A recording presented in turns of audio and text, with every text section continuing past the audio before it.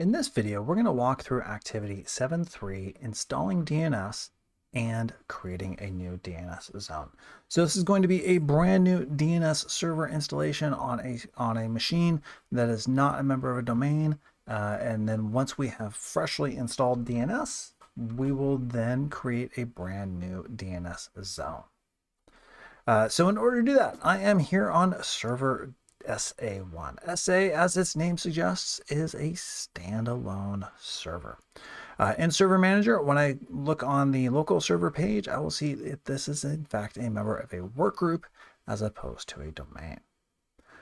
I now want to install a DNS server, so I'm going to come up here to Manage, Add Roles and Features.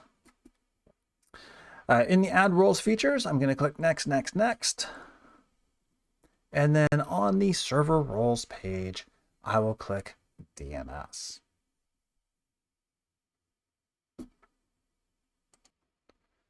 Under Server Roles, I will now click DNS Server.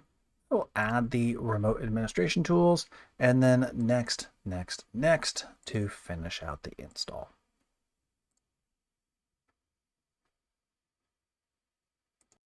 And thanks to video editing, that didn't take very long to finish for me, well, at least for you.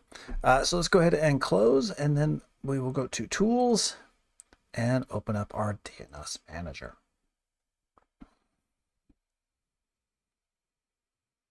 Here in DNS Manager, we can look at Server SA1 and look under Forward Lookup Zones, and we will see that there are no Forward Lookup Zones, which could be expected on a server that was freshly installed and is not a part of a domain.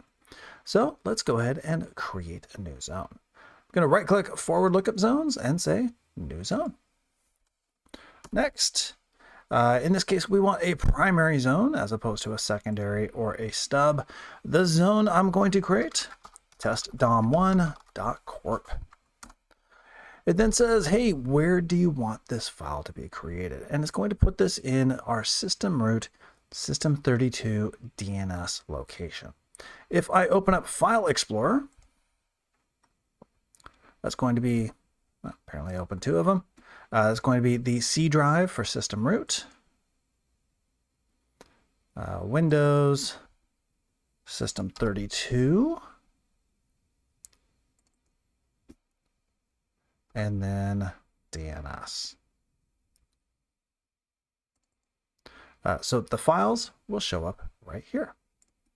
I will choose accept the default name and click Next.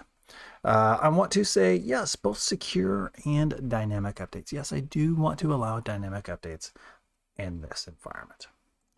Next, and finish. At this point, we now have our testdom1.corp environment.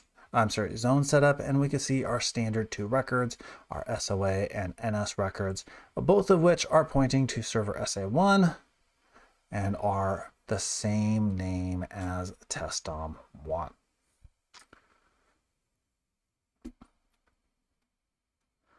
right, let's go ahead and open up some PowerShell and make a few modifications. Now this, if you're following the lab documentation, the lab documentation is slightly incorrect. The documentation says to use to reference Ethernet, but in this environment, it's actually Ethernet 0. So first thing we want to do, set dash DNS client server address, wait for tab complete. And we want that on Ethernet 0 as opposed to Ethernet like the book says, dash server address 127, oops, 0.001, and enter. So what we're doing is we're telling the local computer, set your server address when you're looking for DNS, go to 127.0.0.1 or the local host. Next, set DNS client, Ethernet 0, again, dash connection specific suffix, and we want testdom1.corp, and then use suffix 1 registering, is $true. Very briefly, what we just did, if I open up the network connections, and I went to adapter options, Ethernet 0, properties, IPv4 and properties. We'll see that we set the DNS server right here at 127.0.0.1. And then I believe under advanced and DNS, there's testdom1.corp. And we said, yeah, go ahead and register this DNS suffix. So we could have done it through the GUI. However, I believe PowerShell was actually easier. Next thing we want to do is to see if there's any records in DNS at this point. So we can use nslookup server sa1.testdom1.corp, and we will see that it is in fact going against the localhost, but there are no records in existence for that name. We can do the same here by just refreshing the testdom1 DNS. However, we can do it all through the command line or PowerShell.